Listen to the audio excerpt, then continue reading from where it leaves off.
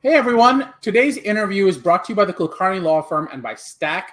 Our discussion today is going to be about 12 ways for you as a pharmacy to standardize your operations. So if you are a pharmacist, you probably care about today's discussion because that's how you're going to get popular, that's how you're going to get successful. So you want to care about those discussions. And our guest today we're very lucky to have him. He is the CEO of Stack, which is a software development organization for pharmacy business operations and for patient management. You can reach him at managewithstack.com or go to LinkedIn, and I'll flash both the links for LinkedIn and for his website right on the screen like you're seeing now. We are going to talk a little bit more about his product, but we're going to talk about standardization overall. That's our goal. He's going to give us 12 tips to standardize pharmacy operations. So Jonathan, I should introduce our guest for today, Jonathan Ogurchak.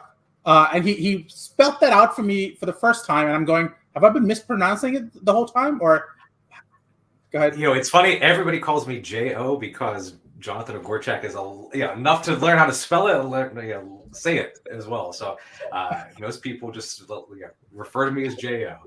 I love it. J.O. it is. So J.O., first question for you. We're talking about 12 tips to standardize operations. Why do we even need to bother standardizing operations? Aren't all pharmacies unique? And isn't it important that we preserve that uniqueness? Well, you would think that that's the case, but there are things that go on at a pharmacy, whether it's a corner drugstore, whether it's a specialty pharmacy, whether it's a home infusion pharmacy. I mean, there are things that every pharmacy is expected to do. But as part of why we built what we did at Stack is, we realized that people were just reinventing the wheel. There are things that should be standardized and should be done, but everybody's coming about their own way of doing that. So we said, let's find a way that we could better standardize some of these things that every pharmacy is going to have to do. And by standardizing them, it's going to give a little bit more efficiency. It's going to help to better manage cost. And ultimately, it's going to help to take better care of patients at the end of the day. What I'm hearing, but isn't that reminiscent of this sounds terrible, but I can't remember the guy who worked on McDonald's. But Roy, was it Roy something? I forget what. Ray Kroc, yeah, Ray Kroc. Sorry, thank you, Ray Kroc. So Ray Kroc did exactly that, and he sort of standardized the idea of making burgers, and you'll get the same consistent good quality every single time. But I know pharmacists who are going to say, I'm not making burgers. So what do we respond to that? How does standardization help? You said saving costs. You said improving patient outcomes. Can you talk a little bit more about those two things? Yeah, absolutely. Let's talk first about cost. If you're going to be completing repeatable processes, I mean, the practice of pharmacy, every patient is unique, but there are certain things that you have to do day in and day out. And we're going to talk about those today in a couple of different content areas, but those things that are repeatable sorts of processes, let's make them repeatable. Let's not approach them as though they're brand new and something that's refreshing. And there's reasons why they're standard. And that's one of the things I always lean back to is just based on my experiences, things like accreditation. They call them accreditation standards. And even when I was back in pharmacy school over a decade ago, everybody had the fear of the Joint Commission. Oh, JCO's coming in. Make sure you don't have your can of sparkling water on the nurse's station. They're standard for a reason, but everybody comes up with their own way to approach the standard. Find the things that are standard and let's make those more efficient. Let's allow you then to focus on what makes you unique as a pharmacy and as a pharmacist, and you can grow your businesses based on that. I love it. That was the first one. I can't remember what the second one was. I know you mentioned. I already forgot. I'm sure there was a second one. It was that important, Exactly, critical. But let's jump into the topic of at hand, which is how do you standardize operations? You have 12 tips. Let's start with the first one. Yeah, 12 tips. This is kind of a daunting task to think about because for pharmacy in general, there's a number of different ways that you could approach it. So what I decided to do was break it into 4 categories and then further break it down into the different tips from there. So using my handy dandy whiteboard, we're going to start with something like intake. So intake, get the prescription in, get the make sure that it's there. There's a number of different steps that your pharmacy can do to make sure that that process is correct, complete, and thorough. First one is make sure that you get it all. Get all of the information that you need at the point of entry. And not only will you get that prescription that you need to be able to dispense, but in areas like specialty, where it's so critically important to have things like clinical information, if you don't get it at the point of intake and you're waiting further down the line, it's only going to add more time to that patient to be able to fill. And it's going to create some lack of urgency for the providers themselves. They're sending you that prescription. That patient's top of mind. If you give it a day, if you give it a week, if you give it however long until you get that information, then it's off their mind. They're not going to think about it. So the more that you can get, and if you get it all during that point of intake, and leveraging some technology to do that, leveraging your personnel to do that, that's perfect. Second point that I'm going to throw out there is, who are you? You want to make sure that at the clinic that's prescribing, whether it's a medical assistant, whether it's... Before you go on, Jonathan, yeah, I want to, JL, I do want to add that there is one other value to getting it all. Because this has come up for me recently, because I advise clients who are pharmacists. And I've been dealing a lot with state board issues. And what's happening in these state board issues is the fact that they are referring back to show me your standard operating procedures. Show me what you do. Show me consistency. Show me that we're going to, that what you did, if it's a mistake, is an aberration, or show me that what you did couldn't have happened because your SOPs, your operations are standardized, and that's just how the process you follow. And that, I think, speaks to getting it all, because it shows that you've thought through your process and you've thought through how it should all be collected, so that if someone like the state board comes later on, if the FDA, if you're a compounding pharmacy, comes in later on, you now have something to point to and go, these are our policies, this is what we train on, and we'll kind of go further. But just want to add to what you had. Yeah, no, absolutely. It's that old adage, if you didn't document it, it didn't happen. And from that perspective, it's one of those areas, like, you need to make sure you're crossing all your T's and dotting all your I's. If you don't do those things in an appropriate fashion and get that information when you have it, then it's lost. It's gone. It's you're beyond that point of return. No return. Thank you. And now you were talking about number two. Yeah. So really, it's important to document within the prescriber, within that referring source, who's the go-to person? Who are you going to be talking to make sure when you need help, you know where to go to? You're not just calling a general receptionist line and getting whoever answers and being put on hold forever. There are ways that you can gain efficiencies by standardizing that process. Let's document it in our dispensing system, who we need to talk to at Dr. Smith's office, and make sure that we know that specific person who's going to be there to answer those questions. You could do it a number of ways on the pharmacy side too, whether it's just documenting it in your dispensing system.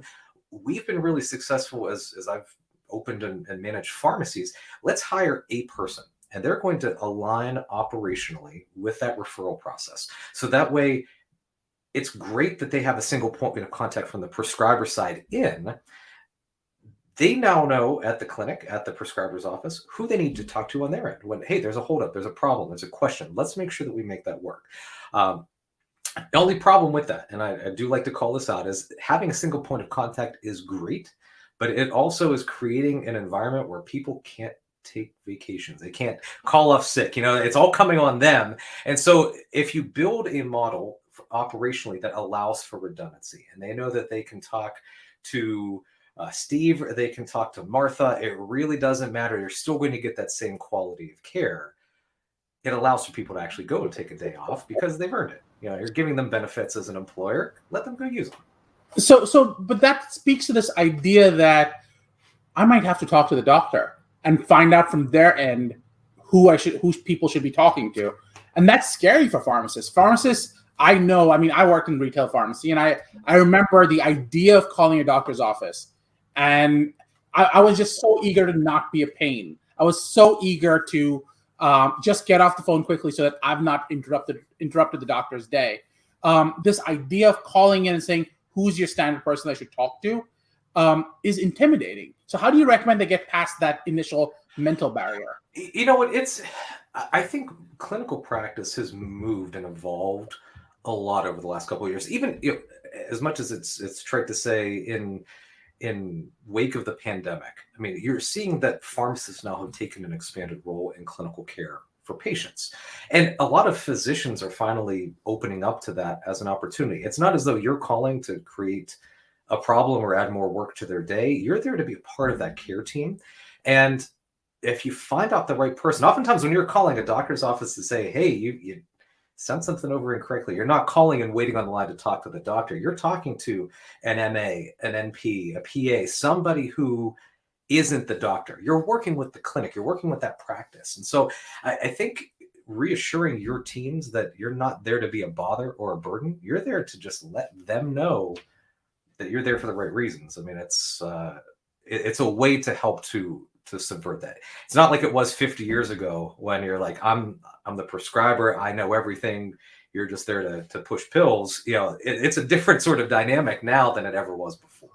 Wow. So the time I've been out of retail pharmacy, things have changed a lot. So I'm glad to hear it. You still get some people that follow in line with that, but I mean, by and large, you're hopeful that it's going to be a bit more welcome sort of opportunity. Okay. So we had get it all the first time around. Identify who the right person is, who you are. What's your next factor? What's your next recommendation? You know, from that intake perspective that we were talking about, let's put the right person in the right role operationally. Because if you're finding ways that you can better leverage non-clinicians, pharmacy technicians, call center staff, you know, individuals that you don't need to spend a lot of resources and time and things like that, makes it much easier for your team to get the right work done. It allows each of your employees to practice to the top of their capability. And that way, you don't have to pay as much for a clinician, a nurse, a pharmacist, somebody on the clinical side of things to handle intake processes. Those things tend to be a little bit more administrative in nature. So let's allow for the administrative piece to be handled by other individuals. And I always like to say right person in the right role, because if you look at it from strictly a operational hiring perspective, you could probably hire 2 to 3 technicians for every pharmacist, or 2 to 3 technicians for every nurse. If you gain yourself that efficiency, it goes back to that whole concept of allowing for a day off operationally. You have more people to fill the same number of hours potentially over the course of a work week. So those things really come into play when you're working on getting the right prescription, the right information, all of those things that you need to start taking care of that patient. So what I'm hearing you talk about is this idea that other people can help, which on one hand sounds great, but I know pharmacists who are worried about that, and they're like, that takes away the importance of my role. And pharmacists are worried about, well, if I'm a small enough pharmacy, do I have the money to go hire someone else to do this extra work? So how do you respond to those two thought processes? Pharmacists never tend to give themselves enough credit for the work that they can do. You're going to school for a long time as a pharmacist to become a clinician, to practice to the top of your license. It's one of those things that they always tell you when you're in school. You want to practice to the top of your license. Well, if you're in a role where you're having to do all of the extra stuff, are you really able to practice to the top of your license? You're leaving those things off for independent owners out there. You're doing those things after hours. You're doing it when you should be out and spending time with the family, as opposed to allowing it to work. There's a trade-off for any of these activities that you're doing, and it's a trade-off of your time or your resources and investment. Yes, it's a little bit of a cost to potentially hire on another one of those resources, but the offset cost by you being freed up to then do other things, it's often hard to quantify that at first, but if you start to look down that as an opportunity as opposed to an expense, you start to see some gains there. I love it. So we had get it all. Who are you? Right person, right role. That's 3 of them. We've got 9 more to go. Yeah, and I know we said we were going to be talking for 20 minutes here, so let's keep rolling if you're okay with it. Please do. Okay. All right. Next section. We're going to talk about a little bit of everything else operationally, and you can't really see it with my light green marker here, but talking about things like benefits, insurance, and approvals. Because when it comes to those 3 areas, we as pharmacists, we want to make sure that patient doesn't have out of pocket. We want to make sure that patient gets approved, and we want to make sure that we're getting paid for those things. So let's find ways that operationally we can standardize some of these approaches so that way we get what we need. I'd say my fourth tip is to capture everything at any point. And the reason being is that these benefits, they could change. I mean, we're in a different scenario now than we ever were before, where patients might have new benefit providers every single calendar year. And in areas like specialty, my background in particular, you need to know what's happening across that patient's journey from time of diagnosis all the way through time of intervention. And if you don't know what happened previously, or you don't capture and retain what happened previously, then it might make it more difficult when that patient's benefits change to be able to support an authorization later on, or you're doing more work later on just to go find that information that you should already have on file. So finding ways that you could capture everything that you know at any point in time is really going to help to align all of these insurance-based offerings, right benefits, right approvals, right authorization. It's just helping the process further. I think you're still on mute there, Darcy. Sorry. How do you align this with your first statement of getting it all in the beginning itself? It's perfect. Depending on the pharmacy software solution, and I'm a tech guy, I like to hit on tech as a solution here, and you'll hear that a little bit later on. But there's ways that you can do it and do it efficiently, whether it's right in your dispensing system where you capture that information, whether you leverage some third-party solutions to help to do that, or everybody has access to Microsoft Excel, as antiquated as that could be. I've seen pharmacies that do just that, where let's capture this information and have it in one place, so that way we could see and track this patient's experience now and any time into the future. Whatever it might take, there's ways that you can build an operational solution around capturing that information, so that way you could do something with it later. You don't want to go ask for information on a referral that's just going to sit there and be static. Obviously, you're asking for it for a reason. A lot of times, this is the reason, just making sure that you can get those claims approved. I love it. So that's capture everything. What's your next tip? Let's leverage some tools that are out there, particularly associated with electronic prior authorization.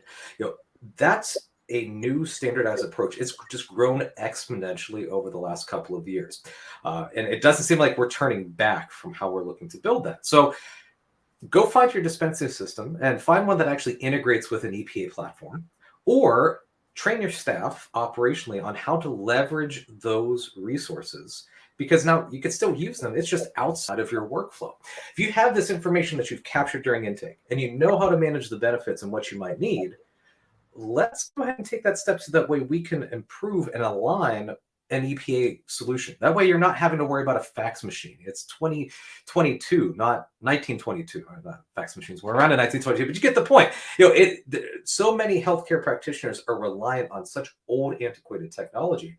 If you can use EPA solutions and you have the details here that you've captured somewhere, leverage it, use it to your advantage, and that helps to standardize and gain some efficiencies in your operations instead of looking at reinventing those processes every single time. So that's interesting, because I'm thinking of my experience as a retail pharmacist going back a few years, and we didn't have those tools. I don't even know what an EPA tool is. Could you, for those people who are like me, still stuck in the 1920s, could you talk a little bit about what those tools are? Because they sound absolutely.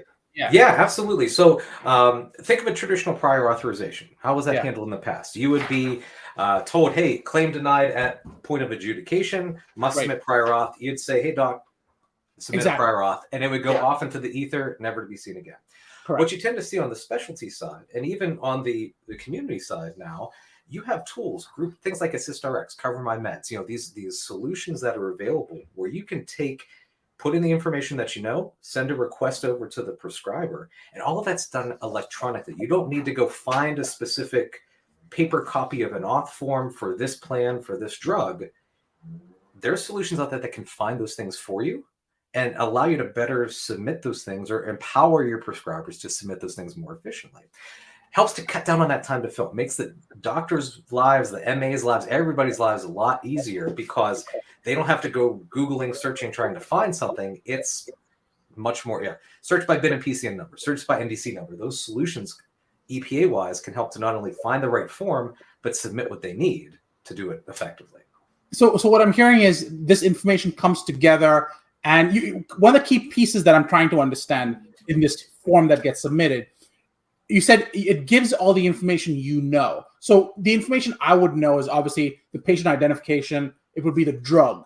What other information would I have that would be useful? Because everything else would be health records. And No, it depends. Yeah, some of it could be health records. If you're asking the right questions back here in the intake process during the get it all step, maybe you're getting some of those things. You know that you're dispensing a particular drug, and you know that you need to have a lab value to support the authorization. Perfect case in point. I myself recently just started on a specialty drug, even though it's filled in the community setting, on an injectable PCSK9 for high cholesterol. Well, in the community setting, they're not going to approve or know what my lipid values are unless they ask. They wouldn't be able to fill out that prior authorization unless they know. But they're not going to fill an injectable cholesterol med without having a lipid value. So if you know that you need it, you ask it. You now have that value that can help to support it. It's helping to move the needle so that way you're either capturing it up front or you know what you need to ask that doctor. You're not just saying, hey, fill out the authorization. It's you need to have this value to support the clinical necessity for this. So just to sort of put a pitch in there, does Stack help with getting all this stuff together? So Stack can help to organize these things. However, Stack is really geared towards the operations piece, like not touching the patient pieces specifically. We have some pharmacies that do that. We have some solutions that are coming out in about a month and a half. That's my little teaser. And we can talk more. I'll come back on and we can talk more about it. There you go. But we have some solutions that are coming out that are going to help with that patient-facing approach. Let's find ways that we can look to integrate and align these things so that way you have a solution that has integrated EPA. You have a solution that does some more of these integrated sorts of things. Got it. And this is, again, another time when we can talk about some of these other solutions that Stack will be using. For example, Talos is a program that I've been working with, and Stack's going to have that soon on your system as well. So I'm excited for that. But let's keep going. We have capture everything. We have leverage EPA tools. What else you got? Let's create some references for what we need. Obviously, it's great that you could get these patients approved, but if they can't afford it, what good is it? They're going to just leave that prescription at point of care, and they're not going to move forward from there. So let's find ways that we can these solutions that might be out there, whether they're copay cards, whether they're grants, whether they're patient assistance programs. They're out there. It's just, how do you know where to find them when you actually need them? So I've seen pharmacies leverage the SharePoints, the reference spreadsheets, Stack. We could do third-party sorts of alignment and assistance with those sorts of options. It's just helping to put those tools at your fingertips so you have them available operationally when you need them. So this is the moment when you have to ask this question, right? So is something like a pill pack, is something like the Mark Cuban pharmacy, is that going to be advantageous? Is that going to be, are these tools that we can use to help our patients? Or are they more interrupting our process flow? Well, I think the goal is to find ways that you can integrate those things within the process flow. When you look at those pill pack, Mark Cuban, whatever those types of solutions are, or GoodRx, like those sorts of things tend to help to augment the act of the dispense. You look at a Mark Cuban and like, hey, you could do this, but it's a cash pay price. Is this? It's not leveraging the insurance that your patients are paying into premiums every single month that's coming out of their paycheck. It's not leveraging those resources that are there. Whereas things like the financial assistance, if you're leveraging a copay card, you can't do that off of cash pay. You're going to do that off of a commercial third-party insurer. You're not going to apply for a grant unless you're on Medicare, Medicaid. You need the financial assistance. In an instance like that, you might be going to those guys anyways, and that's not aligning into what we need to align with. So those resources are out there, and oftentimes in the community, it's, hey, here's your copay. Where's your Visa or MasterCard? It's not, here's a copay card that's going to bring it down to pay no more than $5. It's finding ways that you can align and know what your patients need. And that way it helps you to have that better conversation with those patients when it gets to that point operationally. So one of the values that I've always thought would be really valuable for my patients, and quite bluntly, I don't have the time to figure this out, but one of the things I've always struggled is when I go to my accountant, right, to do my yearly taxes. At the end of each year, the accountant goes, here are all your deductions, and here's the standard deduction. And let's see how it lines up. We'll get you the bigger one. Mm-hmm. In the same way, are there tools that are patient-facing in that they go, look, we can run it through your commercial third payer system, through your PBM, whatever it is, your PSAO. It'll give you this amount you have to pull out of pocket. We can instead use these tools, whether it's Mark Cuban's pharmacy, whether it's GoodRx, whether it's just copay assistance plans, and these are the alternative numbers that pop up. Is there a tool like that? I've seen bits and pieces that hint at that, but I've not seen one myself. Again, this is me. What's the little disclaimer on there? Not for for educational purposes only. I've not seen one that I love. That's there you go. Not legal advice. It's not one that I fully can get behind as a true solution, and that's partly because when you're looking at cost of care for patients overall, anytime that you're hitting a claim against their insurance, it's hitting against their deductible. It's trying to bring something down where there's other medical costs throughout the course of that patient's year. When you look at specialty drugs, for instance, let's say that patient has HIV and they're going to get a $2,500 a month fill, and they could use a copay card that brings it down to $10. Well, those $2,500s go towards their deductible unless they're using an accumulator. That's a whole nother podcast. But it's helping to offset medical expenses elsewhere down the line. Right. People always ask me the question, like, hey, do you think that capping drug prices for certain things is going to help? And I said, well, anything can help, but it's not fixing the brokenness of the rest of the system where drug spend and medical spend aren't always fully aligned. So within the model that we have right now, there's ways that you can leverage this. I don't know of a software out there, though, that best captures any of that stuff just yet. Perfect. Maybe I'll add that to our backlog. We'll figure that out. There you go. So far, under benefits, insurance, and approvals, we have capture everything. We have leverage EPA tools, and we have create financial assistance program references. What else we got? All right, let's move on. Let's go to fulfillment. Let's say we get the claim paid and we're ready to move on. Let's get that drug actually to the patient. Let's figure out how they're going to come and pick it up at point of sale, or we're going to get it out to them and deliver that to them. Point number 7, Ziploc bags are your friend.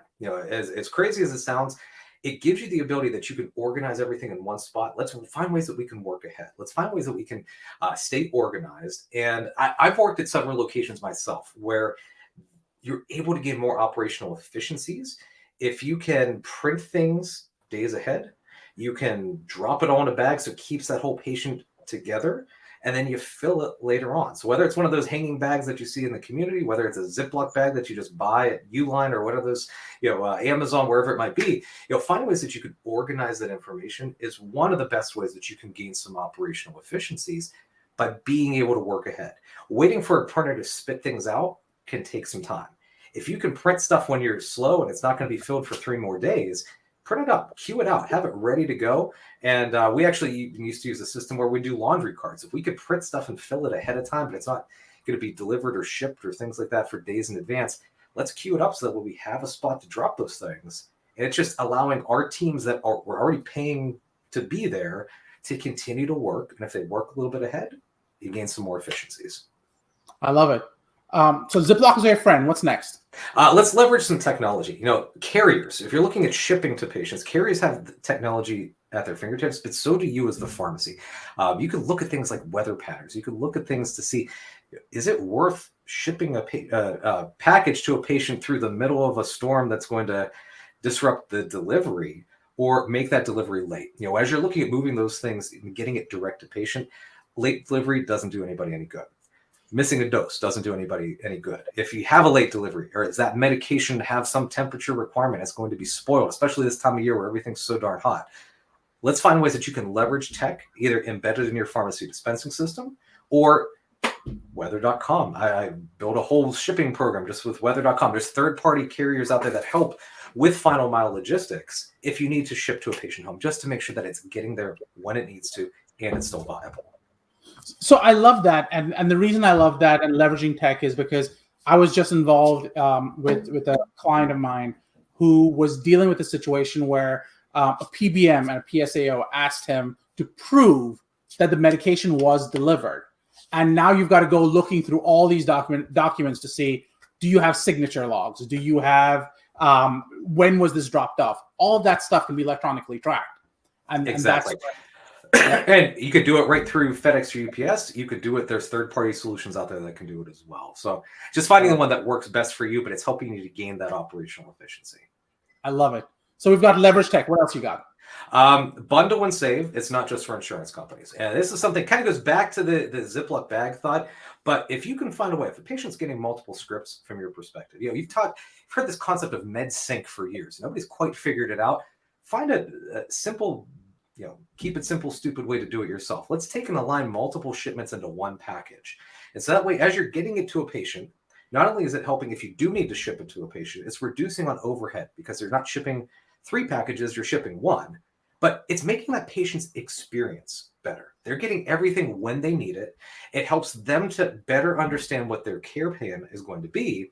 And more importantly, it helps you to better forecast yourself to not only save on multiple shipping costs, but if you can bundle it and you're more thoughtful in how you do it, 3-day transit time is much less costly than a overnight prescription. So if you find ways that you can bundle those things, better forecast, you can manage your operations in-house, you can have less costly transit, and you can make sure that the patients get what they need when they need it.